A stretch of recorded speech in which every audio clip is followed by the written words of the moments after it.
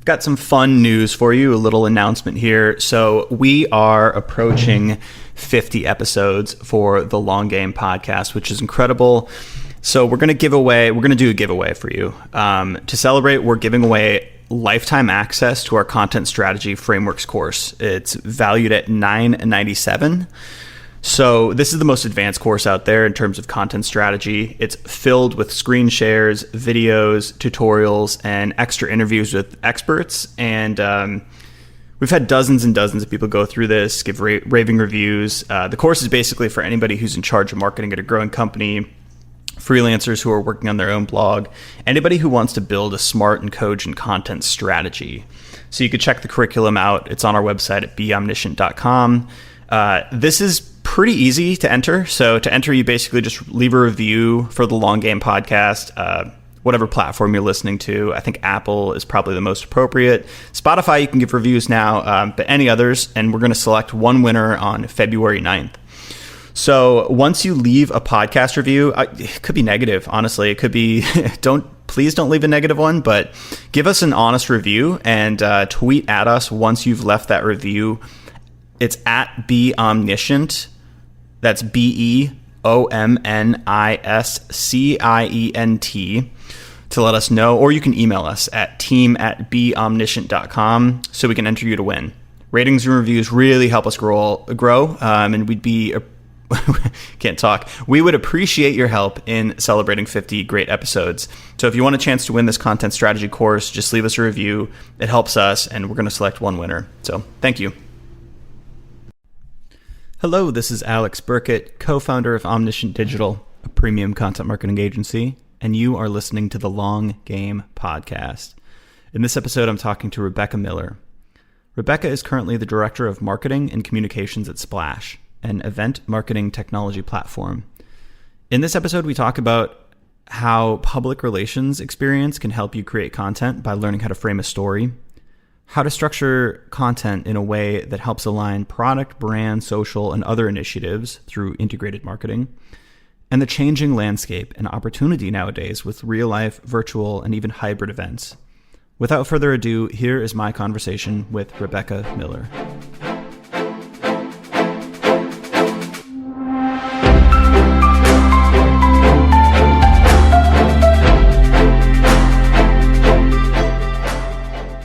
We've got a strange question to start off potentially, but I was looking into your background and it looks like your early career began in public relations. Yeah. What was that like and how did that influence your approach to content marketing today? Oh, good question. Yeah. So I did start my career in the agency life. First at a PR agency, then in a marketing agency. It wasn't my favorite. There's a reason I only stayed in agency life for a few years. But yeah, I mean, it was definitely a good experience, I would say. It's good for the resume. It definitely influences like how I work with agencies today. So I can, have those stronger relationships with agency partners because I've been on their side. But it does heavily influence content, right? And like when I started in PR early in my career, content marketing wasn't, this is really kind of dating me, but like it wasn't really a thing at that time. I think the agencies I was working at were just kind of starting to think about content as a strategy. And a lot of what we were doing was just straight media outreach, pitching story angles, writing press releases, things like that. So I think, one of the biggest things I think PR preps content for is just writing, sentence structure, technical writing, creative writing, just kind of being able to tell a story. I think those are the big things that I learned having my initial career be in public relations that really helped kind of set the stage for my career in content. And moving further into my career, demand and social and events and everything else. So I think that's kind of like, for me, what I got the most out of being in PR early in my career is just being able to get kind of those fundamentals down. Cool. Yeah. So when I was in college, I wanted to go into PR and I was actually in the PR club And I never got into PR professionally, but my first startup I worked at, we did a lot of like media outreach, and we kind Hmm. of blended the worlds of content and PR, because we were like heavily link focused, and getting links from, actual journalists and actual Sure. publications was a huge thing. Yeah. And it sounds like, let me know if this resonates with you, but when I was pitching or coming up with strategies to get in those publications, I had to really hone in on the question, like, what's in it for them? Like, why Oh should they yeah, care? Like, what do they want to definitely. hear? Right. And I don't know if a lot of like content marketers today, I mean, I'm sure they think about that in terms of the audience, but it's like when you're dealing with a journalist, you're one of, 1,000 pitches or something like that. So like really honing in on Hmm. that message was crucial. Oh yeah. I mean, I think it's the same thing with content, right?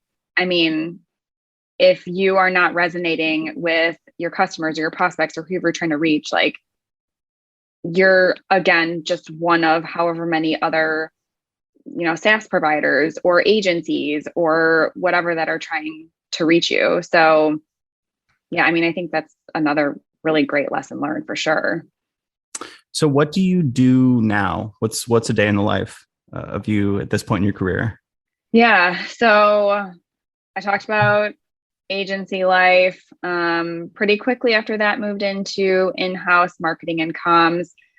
I've been primarily on the SaaS side of things. So did some HR tech for a few years, and now I'm at Splash, which is a MarTech company. We do event marketing technology. So right now, I'm our director of marketing and communications. And essentially, what that means is I lead a team of top of funnel marketers and communications professionals. So we do everything from integrated demand campaigns, corp comms, PR, um, gosh, pretty much anything that falls under top of funnel would fall under my team. So day to day, I mean, there really isn't a day to day. It kind of looks different every single day. But right now, we're really focused on a lot of those integrated demand campaigns, trying to close the year out really strong to make sure we're setting ourselves up for some good op gen in January and the rest of Q1. Can you explain more what top of funnel means in the context of Splash, and maybe like how that fits into the broader funnel of like, what's mid funnel, what's bottom funnel? Because I know that differs company to company. Yeah, it probably does. So everything top of funnel for us is really anything that will help us build brand awareness, increase thought leadership, get new leads in, that sort of thing. So, if you're looking, tactically speaking, this might be our blog posts or webinars that we host, virtual events, in-person events, hopefully soon, which we actually have started doing a few in-person events. So that's exciting. But really anything that will bring people into our funnel. And those are the kinds of things we focus on today. Other things could be like social, digital. I already mentioned events. Yeah, we have a lot going on, but That sounds like a lot. that's how we that's how we define top of funnel. And then as far as it working with the rest of the funnel, we take in, like I mentioned, an integrated approach. So we rarely will create one-off pieces of content, even things that we think might seem like one-off pieces, like our evergreen pieces that really get at our core messaging. We use all of that for our integrated campaigns. So, for example, if we have a product launch, technically that would be more bottom of funnel, something that our product marketing team would own. But we do it differently at Splash. We really kind of look at everything from top of funnel to bottom. So if we have a product launch, for example, with our virtual solution that we launched earlier This is a last virtual year. events platform. Yes. Nice. Yeah, kind of necessary given today's climate. Right. Um, so, for example, when we launched our virtual event solution, it wasn't just about launching our virtual event solution. We thought about it from the top of the funnel, thinking about, themes that would resonate with audiences that we're trying to reach and the challenges that they're having, which obviously with COVID times, they were pretty obviously, the challenges were, having leads they need to attain, or sorry, not leads, goals they have to attain, often with lead gen and whatnot, but without having in-person events to rely on. So essentially, when we are launching a product, we don't think about it just as the product launch. We think about it from like the top of funnel theme. What challenges is our audience looking at? What are they facing? And then kind of tackling it from the top, getting them in the funnel, and then exploring how can our product help support them and get them through these challenges that they're facing. That's awesome. So to get specific and structural, let's say with the example of this virtual platform, I'm guessing there's some strategic objective. It's like, we're going to build this product. Product's like, all right, we're going to launch this on this date. And then product marketing says, we're going to do a launch post, right? Or is that y'all that do the launch post? No, we work very collaboratively with our product marketing team, and they focus really more on like that mid to bottom of funnel content. But what do you mean by post? Like a blog post, some sort of announcement, or like a press release or something, something that says, hey, this product is here. We've built this product. Mm-hmm. Yeah. So, I mean, again, it's a very collaborative effort. I think what I'm curious about, it's probably a dumb question, but like when a product, because I think this connection between product marketing and content hasn't been fleshed out well, at least in my opinion.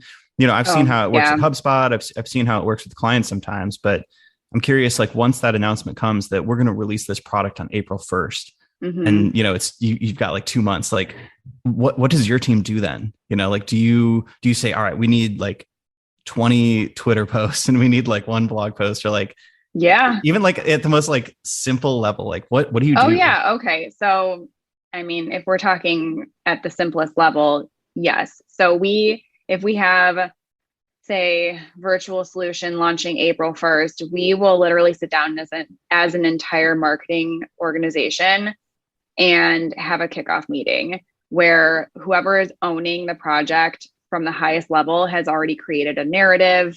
They've already started thinking about the messaging, the goals we want to achieve. So, sorry to interrupt. That's like a product marketer who's got that like that top-down ownership of whatever launch, or no, we have an integrated marketing lead on my team who, she is fantastic and kind of owns all of that from the highest level. It really helps us have that one person own it, because then, nothing's slipping through the cracks. Everything has that cohesive message. Nothing's kind of like getting lost in translation. I think historically product marketing teams that I've worked with tend to be more technical. That's not the case at Splash. I think we have a really healthy balance of technical and creative in all of our marketing functions. But yeah, we have the one person who's owning the project. We will literally sit down as a team, go through the narrative, go through the messaging, go through the content funnel, and just essentially have like a working session. And so we will say, to your point, literally, like, we need 20 Twitter posts, or we need one LinkedIn post a week, or we're going to have a blog post announcing this, and this is who is writing it, and this is who needs to approve it. It's I would say the process that we have at Splash is the most structured process for these kinds of things I've ever worked with. Yeah, it sounds very holistic and very structured compared to some programs I've seen. That also sounds like there's a lot of cross-functional work going on. There is. So just to maybe back up a little bit, what does your team look like? Like who is on your team, and how's that structured? It sounds like you've got a lot under your purview.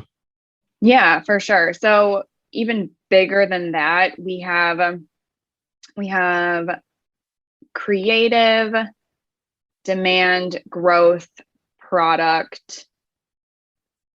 Yes, we have those 4 kind of like marketing functions under the overall marketing umbrella. So I'm more on the demand side. It's not called demand. We use marketing and comms because it is pretty general and we have a lot of, we wear a lot of different hats. So on my team right now, we have 2 people focused on integrated marketing, really owning those larger campaigns that I was talking about from the top down. And then we have a communications manager who helps support and own corporate communications, PR, social, that sort of thing. And then we have a digital marketing manager who helps run all of our paid social, Google ads, and also helps to support our campaign planning. I have a silly question. Mm-hmm. What Keep is saying you have silly questions, but none of these are silly questions. It's just like I feel like I should know some of this, but like what's integrated marketing? Well, for me, integrated marketing literally means like everything that we're doing is integrated and we're not doing one-off projects. It's like making sure you tell the same story on all the channels that you're in. Yeah, exactly. And does that person execute? That person doesn't execute on each channel, right? Like they're more so putting together like the Google Doc or the Google spreadsheet that says like, here's the LinkedIn post, here's the story. And then like there's somebody who kind of executes on the social, and that would maybe fall under the corporate comms or I guess like what's the strategy versus execution breakdown in a role like that?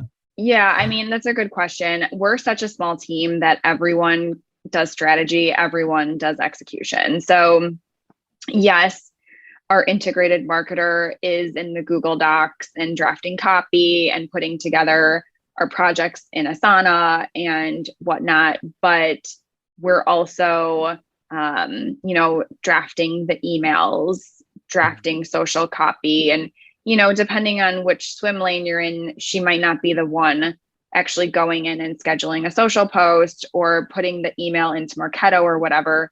But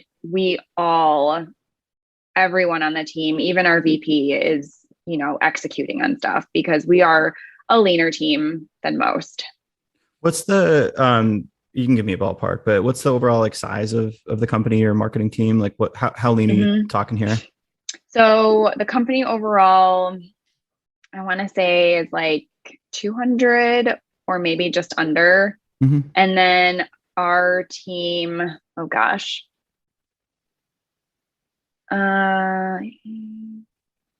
maybe like 20. Oh, cool. Fewer than 20 people on the team. Yeah, that's a fun stage. I feel like you really can split between being like a coach and a player, so to speak. Like definitely. You get to roll up your sleeves a lot. Yeah, definitely. And what's interesting too is that we have I think of our team as lean because we are doing a lot. So our bandwidth is kind of stretched a little thinner than usual. But for a 200-person company, 20 or fewer people on your marketing team, I mean, that doesn't seem like a small number. I've worked on marketing teams before where it was like 5 people for 1,000-person company, and that's just crazy. Yeah, that's wild. Yeah, that wasn't too fun. But think of it as lean, but it's not really. I think what also makes it feel a little bit leaner is that we don't have like 5 communications managers, each of whom manage a different social channel or have their own kind of areas. We have one communications manager who does all of that. You know what I mean? So it almost seems a little bit leaner because we don't have multiple people in a specific role. Right. Well, it's so different as you scale. Like when I was at HubSpot, I felt like the challenge was trying to find and identify like opportunity areas because like there was always a specialist or a team that owned like very specific areas. Right. So like I would always bump into like people's domains and like step on toes accidentally. But then at a smaller scale, it's like, oh wait, shit, I have to do all of this. Like there's no specialist who's going to write this copy. Like even though it's not like my job or like my specific domain, like there's just more expansiveness in terms of like what you have to do individually at smaller, leaner teams. Well, it's cool too, though, because you get so much experience, right? I mean, my first job, out of grad school was at a PR agency, like I said, where I was literally only pitching media all day long, 9 to So 5. just writing emails all day? Not even. I was expected to be on the phone all Oh, day. wow. Yeah. I would actually, funny story. And I don't know if I should say this because I don't want to I'm not bad mouthing anybody, but it was like back, I don't know, 2008 or something.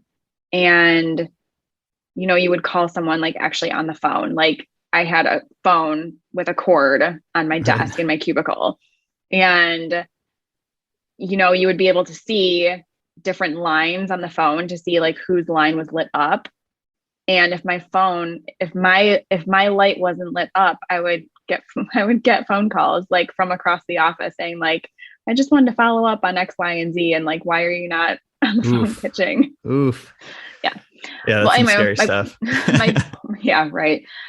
And you wonder why I didn't like agency life, right? Stressful. Yeah. But my point is that I was only doing media pitching. I didn't really get a lot of chances to do other things. I mean, maybe write a press release here and there. And like, that was great because I loved writing and I still love writing. I'm still happy to write email copy whenever I get a chance.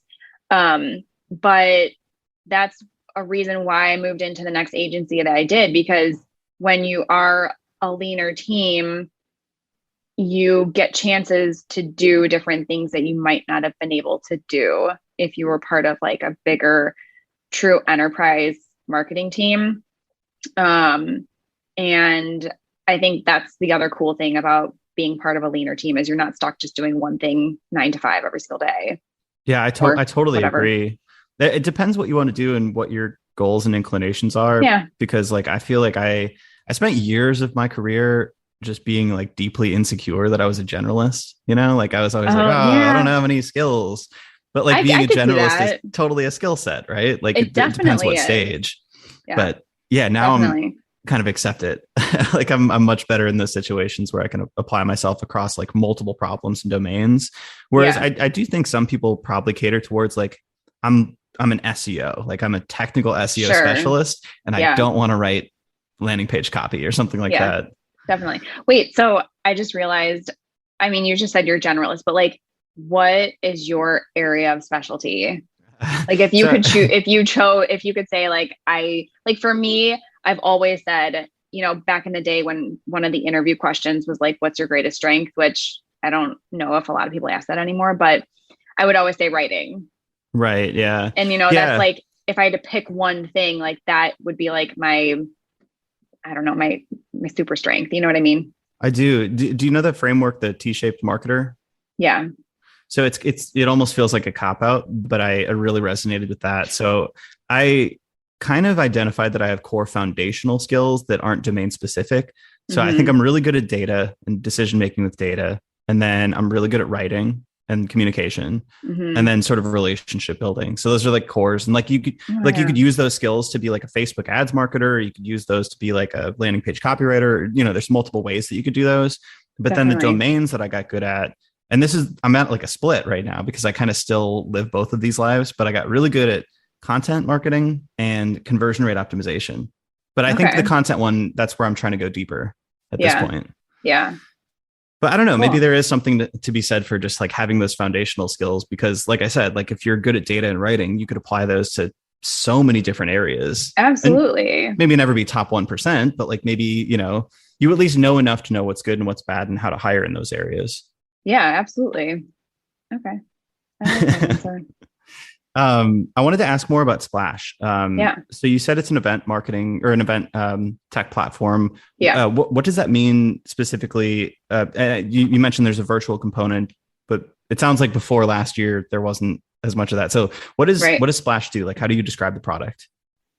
Splash is an event marketing technology that helps marketing teams, specifically event organizers, field marketers, anyone who is planning an event, market, manage, and measure their events. So, primarily when event marketers or field marketers start an event, they are creating the event landing page. they have emails they need to create, they have social share cards they need to create, and Splash helps them do all of that, but in a self-serve, autonomous way. So it's not just event marketers or field marketers today that are creating events. We've actually found through some surveys we've done that more people in organizations outside of marketing teams are creating events more than ever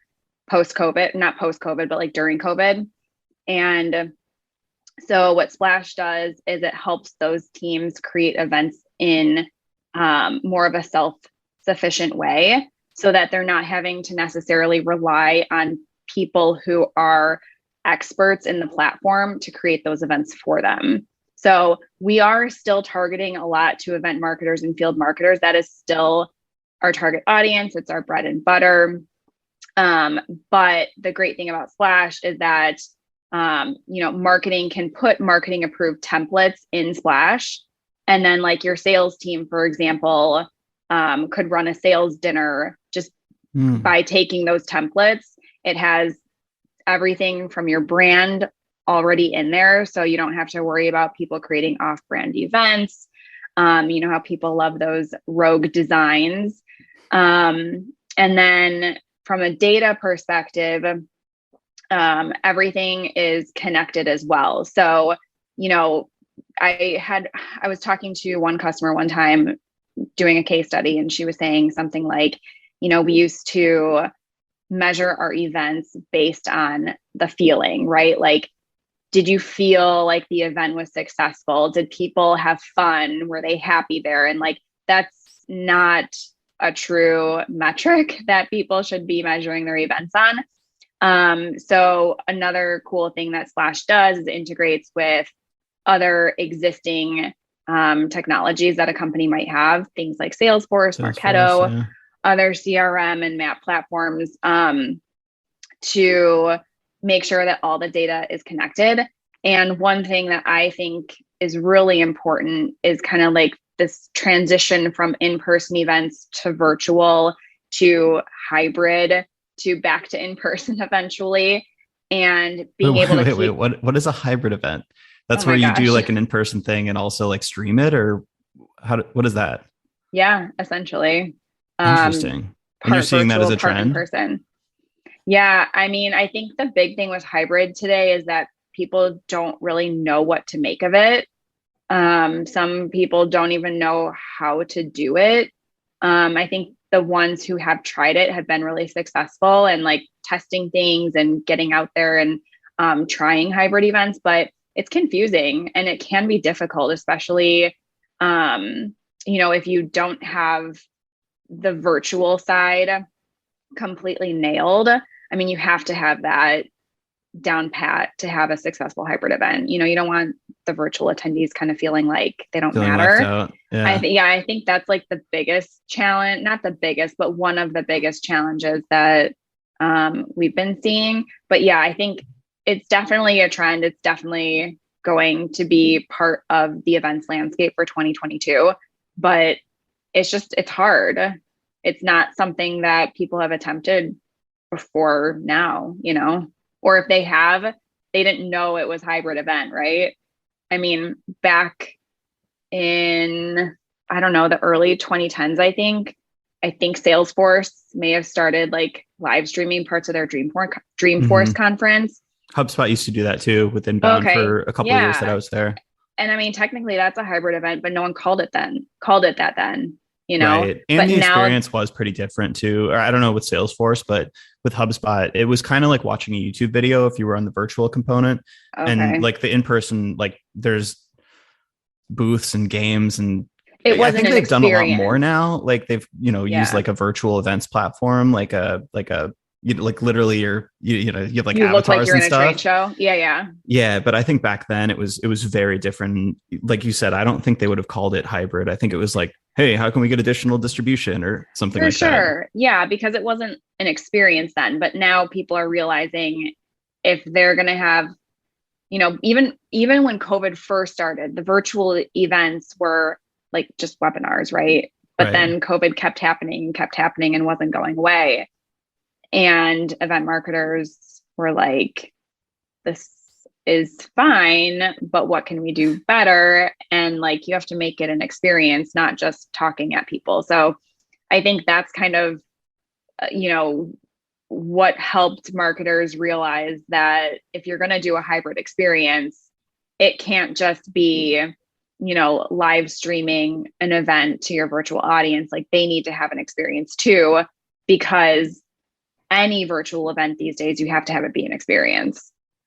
Yeah, that's interesting. So we do a virtual event series, and I think it's interesting to the extent that we get good speakers, and we tell them like no fluff, like just go straight to the point. Like this is a screen share, right? We want to teach people specifically how to do things. And I think that's an interesting format for like online stuff. But to a certain extent, it's still kind of a webinar. So I'm really interested in breaking out and doing more of these in-person events. But I'm curious, what have you learned working at Splash about? It could be virtual or it could be just events in general. Like how do you make a good experience for an event like that? Let's say B2B or pretty typical. Like here's some expert speakers. Like what's the difference between a good and a subpar event? Engagement is one thing.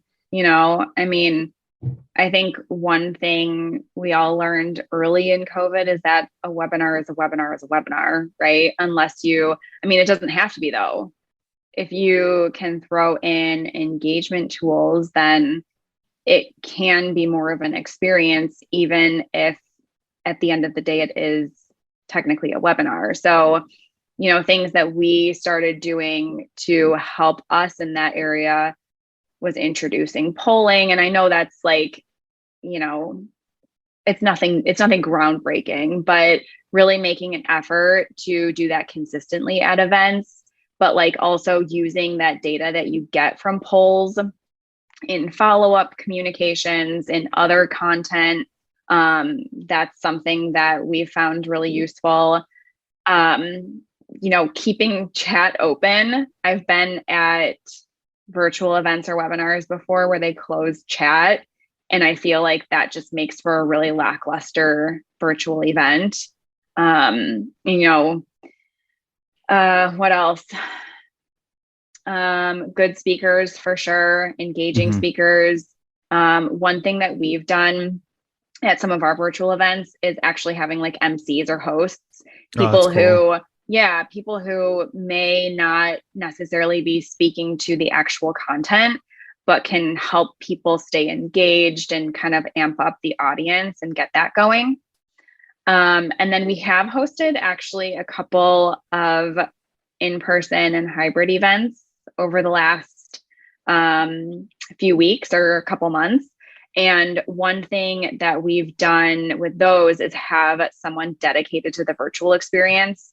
So even if they're on site or online, it doesn't matter, but having them available as that person who can keep the virtual audience engaged, keep questions coming, start conversations, that sort of thing, it can really help make that experience be better than your traditional webinar or live stream of a regular in-person event, Yeah, for sure. So you're starting to do in-person stuff again. How has the demand been for that stuff?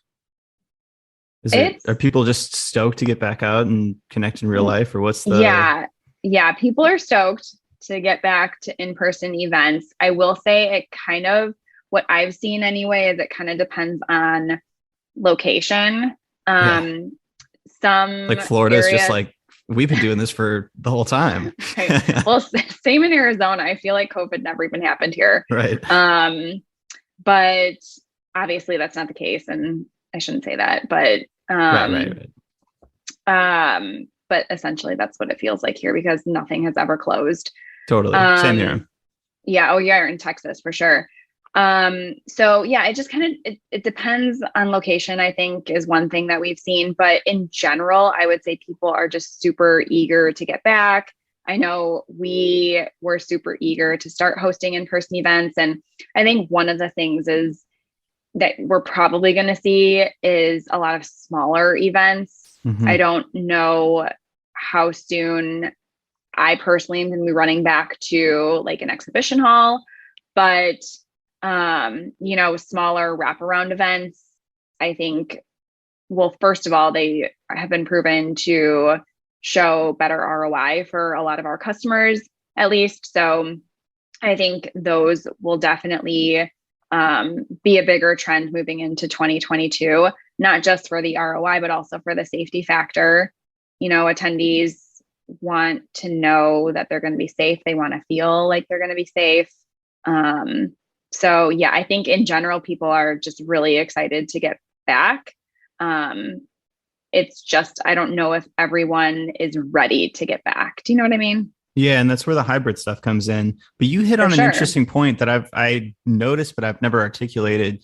It's almost like there's a gulf now where the biggest events are probably still going to exist, like SaaStr, Dreamforce, Inbound, and they're going to do like all the high cost things to make everyone feel safe, and like vaccine checks and just like all of the things around that. But then like I feel like this mid-level of event, like 500 people, 1,000 people, it's very expensive to put up all the precautions there. And also like their margins were so small before in events like that, I don't want to make a prediction, but I could see them being less and less common. Right.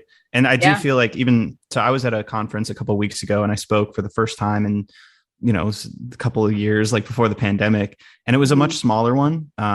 But it was a test from my old boss at CXL. He threw CXL Live, and that used to be 400, 500 people, and he booked out the whole hotel.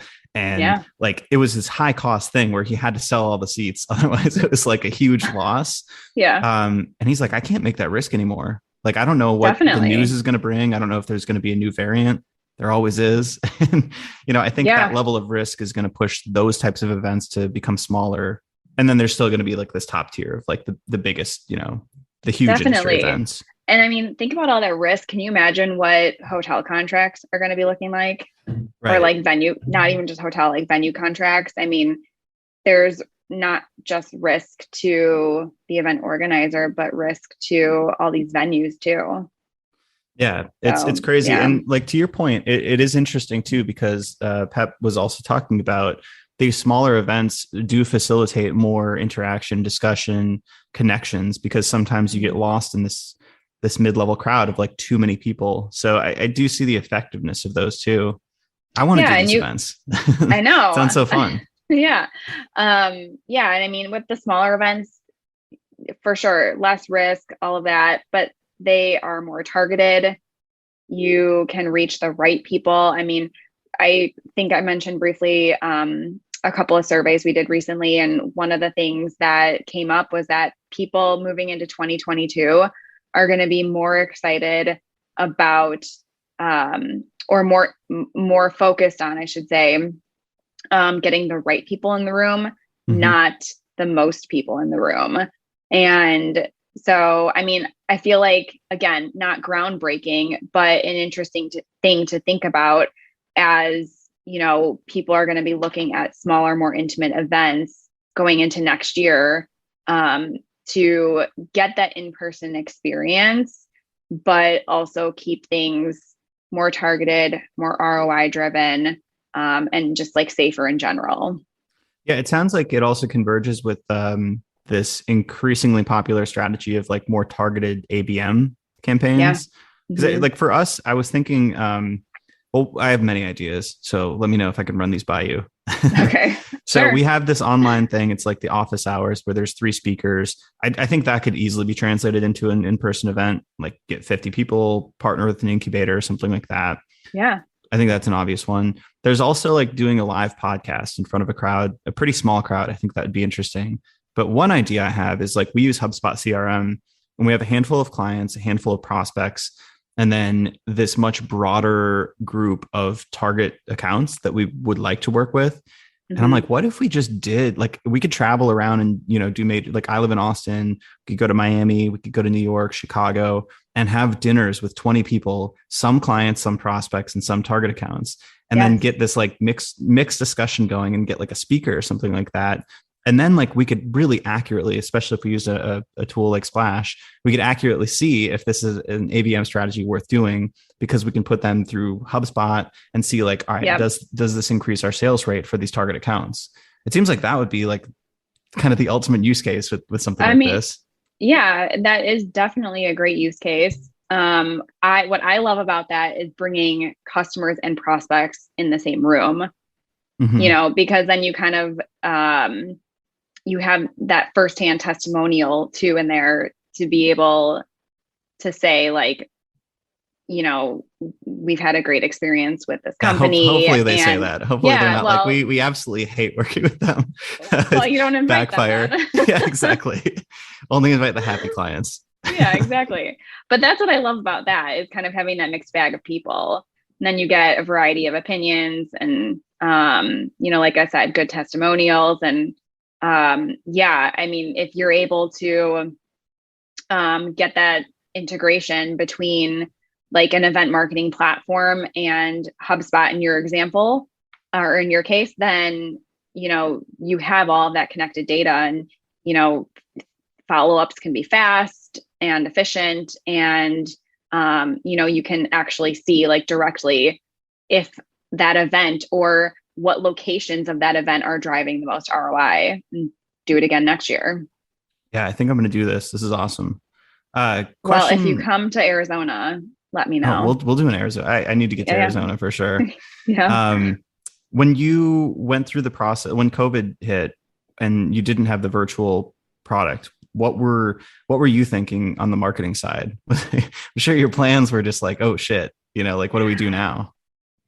Yes and no. I think there was an oh shit moment, but also we moved really fast Mm, to this virtual solution. So and gosh, I mean, it probably wasn't like this, but thinking back, it almost felt like one day COVID hit. And then the next day we were like, okay, here's our plan for the virtual solution.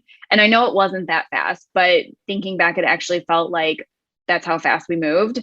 And I mean, at that point, all of our eggs were in this virtual solution basket, right? Because this was the only option for people who were trying to reach. So, and for our customers. So, yeah, I think, like I said, there was kind of that oh shit moment, but it didn't last long. mm. I think we had that moment, and then we thought, okay, if we're going to create this virtual solution, how are we going to message it?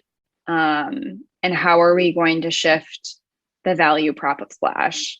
And it feels like it was an overnight thing.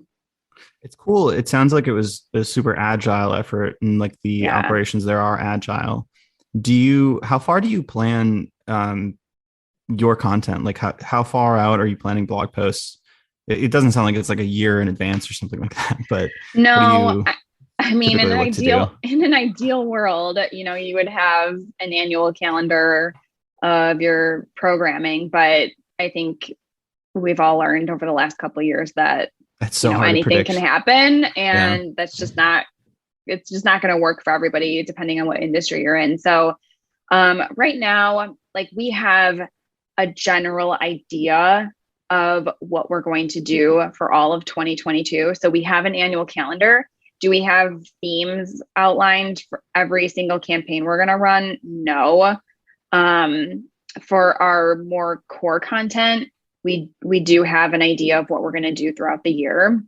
But a lot of that is driven by what are we going to release in the product and how can we theme that up to top of funnel content. And then some of it is unknown. Some of it has to be around what's happening in the industry and what do we need to talk about and what do we have to help our customers and our community with.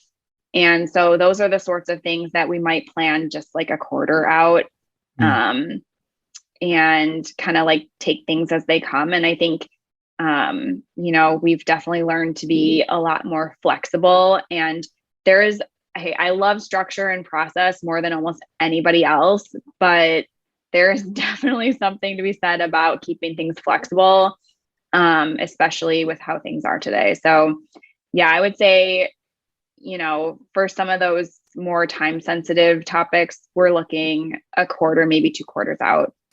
And does SEO factor into the content strategy, or how do you work with SEO? Or I don't even know if organic is a goal, but can you tell me about that?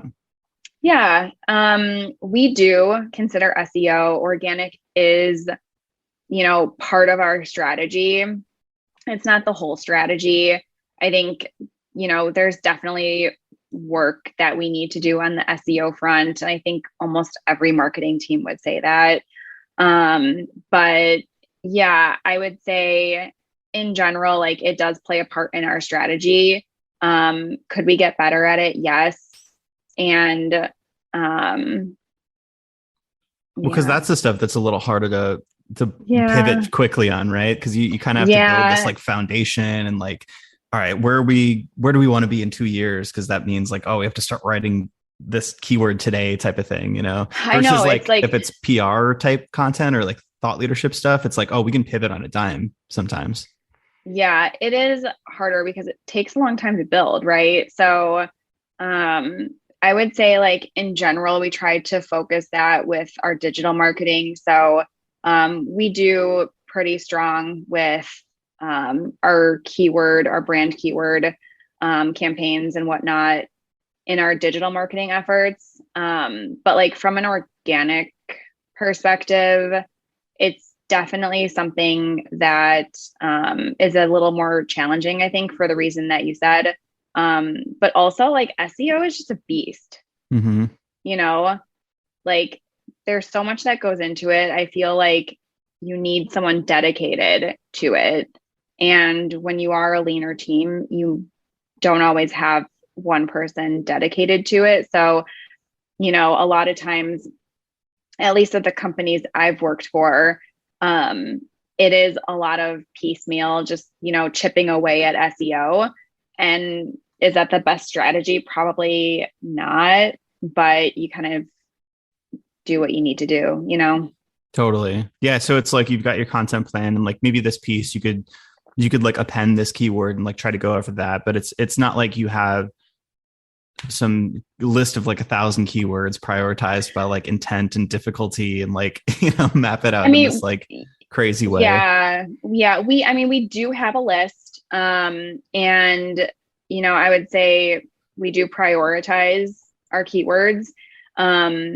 We also do make sure to be intentional about choosing keywords when we're creating content. So, a simple blog post or a landing page or whatever, we do actually write out in our copy doc, like here is the keyword or multiple keywords that we're trying to go after with this piece of content.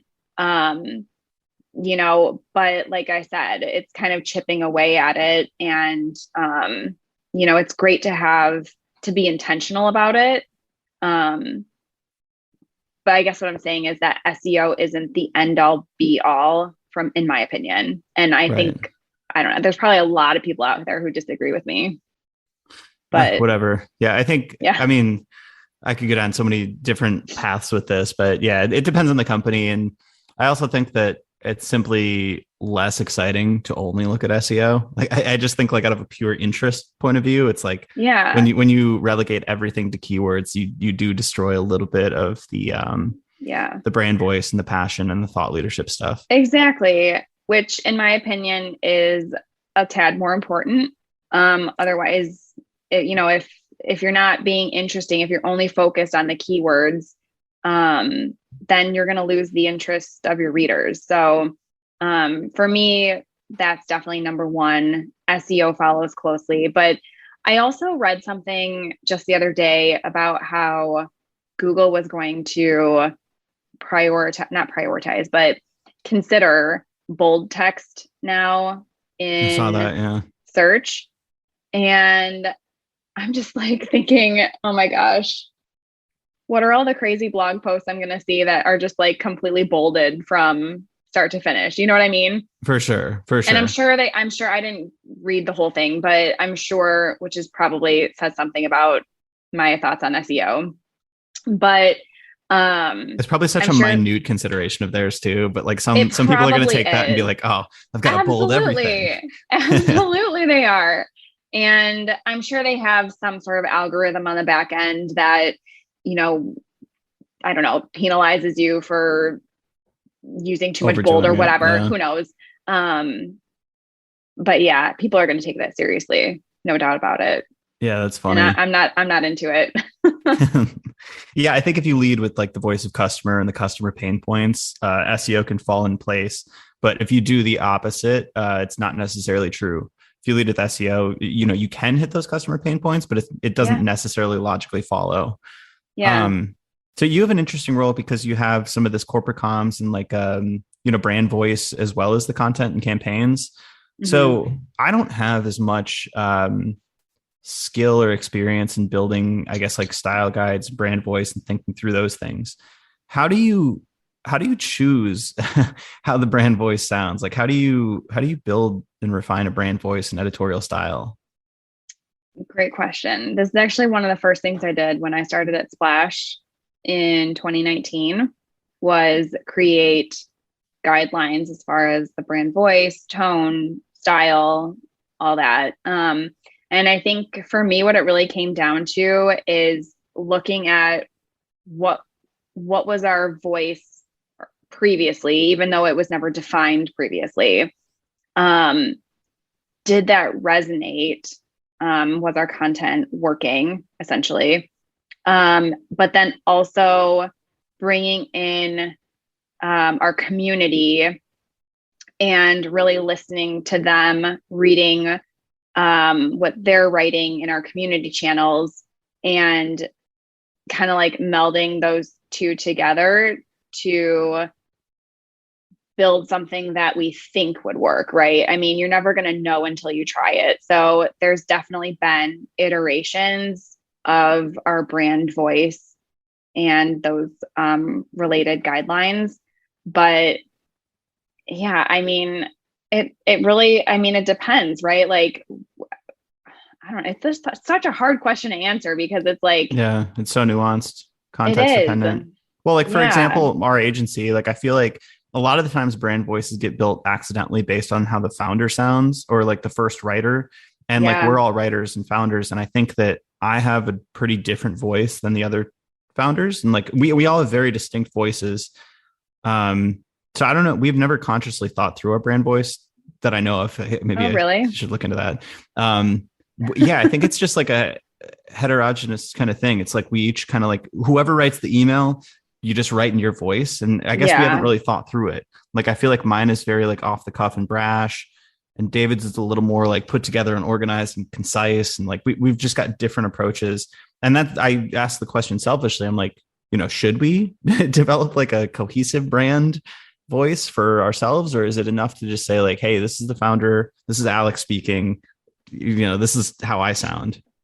Yeah. So a couple of thoughts. One, I'm a big proponent of having a brand voice, like actual guidelines, like defined. But at the same time, I feel like every individual obviously has a right to their own brand voice too, right? I mean, like you're not going to sit here and talk to me on this podcast in your company's brand voice. Like you are going That'd to be weird. talk to me. Yeah. Like you're going to talk to me like you. And that's, that's part of it. But, when you're talking about like official marketing assets or communications going out from the company, yes, like for me, I believe that having a brand voice and those guidelines actually defined is super important. I think for a few reasons, but the biggest is that when you're working on a team of 20 or so marketers or more, 20 in my case, you're not the only person creating marketing materials and comms for the company. And, I think one of the biggest things with having that defined is everything can be more consistent. People can recognize your brand voice and they're not seeing or hearing something different with every piece of content or comms that they're reading. Yeah, I think. Tell me if I'm off base here, but the way I look at that is like the Atlantic or the New Yorker, where Mm-hmm. there's writers with somewhat distinct voices, but like at the end of the day, like this is a New Yorker article. This is the Yeah. structure it's going to follow. It's going to be 10,000 words about like some very minute thing, and like this is the Yeah. Atlantic. This is how the Atlantic writes. But like there's still authors on those sites where it's not like they're fully like immersed in this like amorphous like the Atlantic, right? It's not like Right. a staff byline. It's like there's still a Right. byline, but they fall under the umbrella of that general style. Yeah, exactly. I look at it the same way. If we're looking at the Splash blog, it's the same thing. Like we have multiple writers for the blog. Everyone writes how they speak. And that's something that I really believe in. But you can tell with both design and message that it's a Splash blog post. And I think that's the ultimate goal of having a brand voice and guidelines to support it, is really just making sure that we sound like Splash, or, any company sounds like their company, but like everyone can have their own voice, obviously. Do you keep a writing habit outside of professional work? No, not these days. Like journaling or blogging or anything like that? I mean, I used to do some of that. I love writing and I would love to do something like that. Like personally speaking, I recently had a baby. So, there's just no time. Not a lot of time in the day. Yeah. No. I feel like also when you wish. do it all day, it's like how much extra energy do you have to fire off a personal blog post at the end of the night or something like that? I know. I always had like these extreme visions of, or not visions, I guess, but like hopes of, creating an amazing personal blog that was like, travel and food and like, all those like quintessential like lifestyle bloggers. But, how many people really make it with that kind of thing? And who has time if it's not your full-time gig, right? It would be fun. That's what you want to do after the fuck you money. After if you ever get like a good IPO, it's like then it's like, oh, I want to be a food blogger or something. Yeah. Because I have the same dreams. I'm like, oh, it'd be sick to just like write an album, like a music album. But I'm like, I can't. Oh, yeah. Can't do that now. That's just, I just don't. I see all these things like on Instagram and whatever about like having a side hustle, and that's great if you have time for a side hustle. That's not what I want to do with my free time. So yeah, I think it's good early career. Like I did a lot of that early career, and it helped me explore like what I was interested in, and like I had a lot more time and energy then. But no, I'm the same. I'm like I kind of want to do just one thing really well, and then spend time with people I like afterwards, or like go kayaking or something like that. Yeah, exactly. Go hiking. Yeah, for sure. Do you want to finish up with a couple, maybe like I call them rapid fire. They're not necessarily rapid fire, but non-content related stuff. Sure. Let's do it.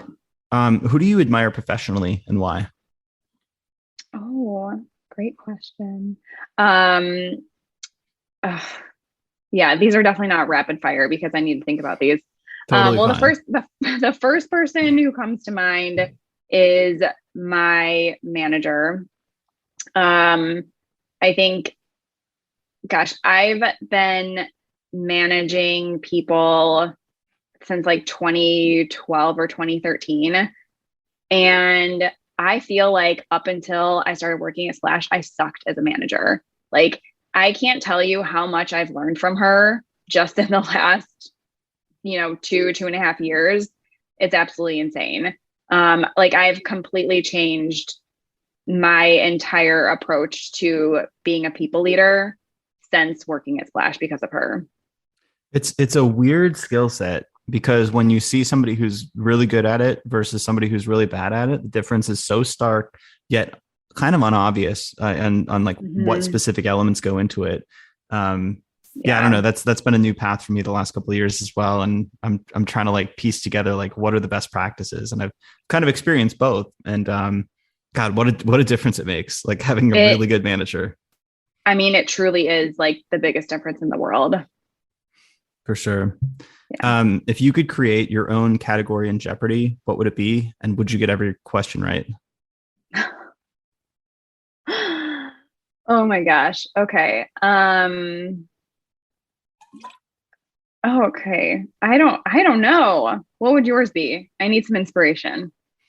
No one's ever turned this question around on me, so I haven't thought about it. Yeah. Ever. How do you like it?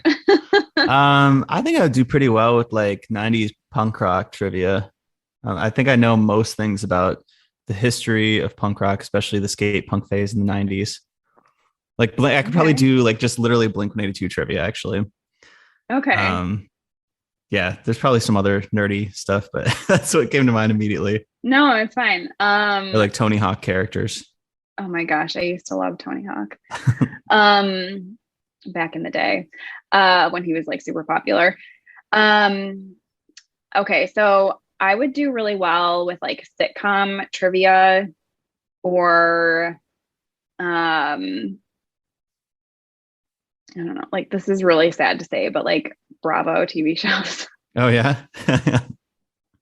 Someone else actually said like trashy reality TV is their answer for this. Yeah. That's like, thank you. That's more what I'm trying to get at. Like I love a good sitcom, but trashy reality is sort of my guilty pleasure and I'm never going to apologize for it. Do you have a favorite? Well, it just kind of depends on like season because, you know, they rotate so quickly, but anything in the Bachelor franchise is a fan favorite of mine. I'm also a big fan of Below Deck and the Housewives franchise, although there are a few I just can't get into. So we'll stop there. I don't need to get into a whole Bravo conversation. Right. Which talent would you most like to have? Ooh, I would like to be able to speak more languages fluently than English.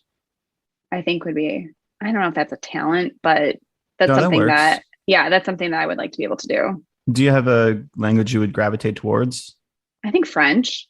French would be awesome. That's on my list too. It sounds so beautiful. It does. And, you know, I've been to France and some French speaking countries. And like, I can read a menu. Like if you put a French menu in front of me, I can say, oh, you know, that's a piece of fish with whatever. But, you know, I can only say a few phrases. I think being able to speak that fluently would just be amazing. Yeah, I have the worst accent in French ever. I tried to learn a little bit and I still have a couple sentences. I won't even do it now because it's so embarrassing. But I went to Paris solo traveling and I would kind of memorize like, you know, could I get a table for one?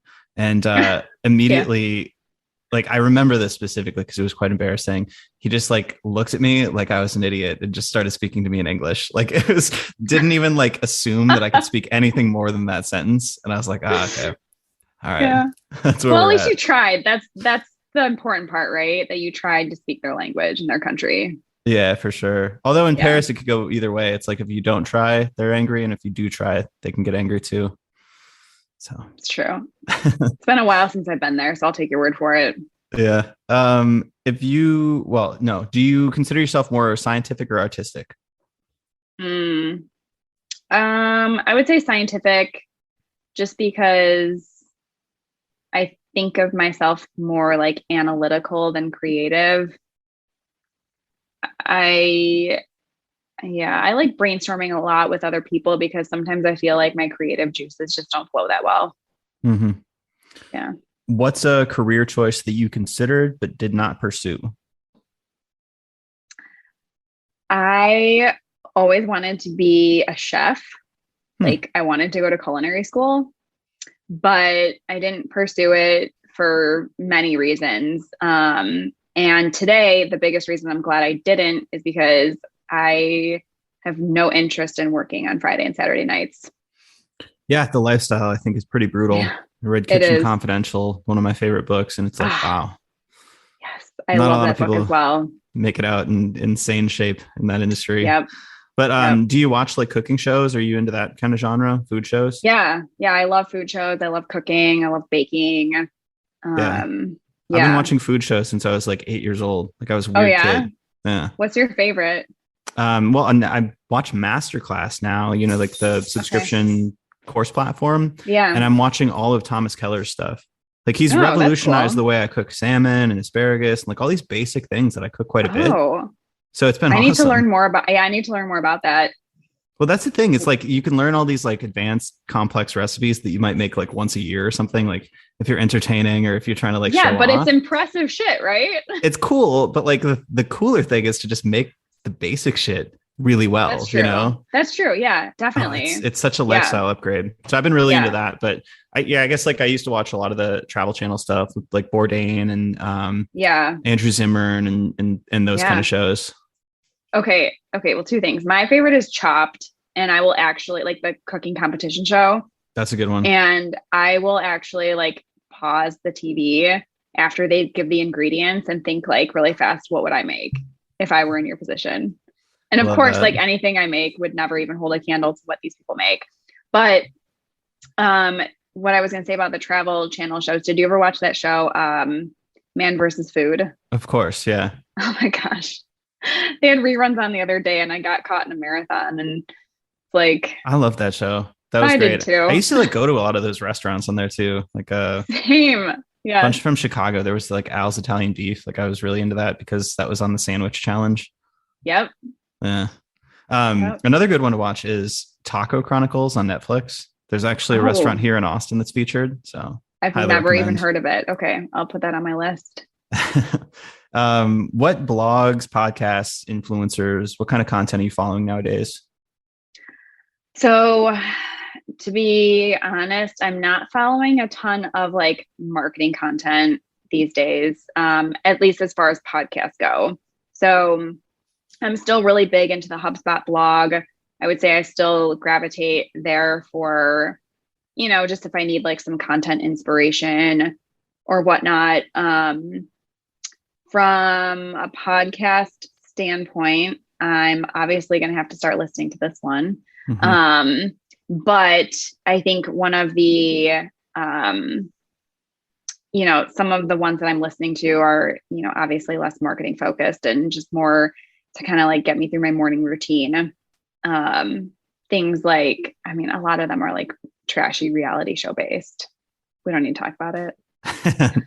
If you don't want to, that's fine. I feel like I don't listen to too much business stuff on podcasts either, like maybe one or two, but Yeah, I listen to a lot of comedy podcasts. Like I want to like be entertained, you know? Oh, okay. I'm not big into comedy. Like I've never really been into stand-up comedians or anything, but I don't know. I like listening to like recaps of shows, or like one thing that I'm really into right now is the Office Ladies podcast. It's Jenna Fisher and Angela Kinsey talking about their time on The Office, and they like recap Oh, every that's episode cool. and then give behind the scenes details and whatever. But yeah, from a business perspective, I kind of feel like if I have time during the day, I'll hop on, a couple of blogs or go on Twitter and see what people are talking about. Read LinkedIn articles from some people in the industry. But I mean, generally, I really, ever since having a kid, I really try to leave business stuff at my desk when I leave it. And, I, to be totally frank, just don't want to spend my evenings doing that anymore. Totally. I mean, that makes total Yeah. sense to me. Yeah. There's a lot of noise out there anyway, a lot of time to waste. Definitely. So, Yeah. easy finale. Where can people find you online?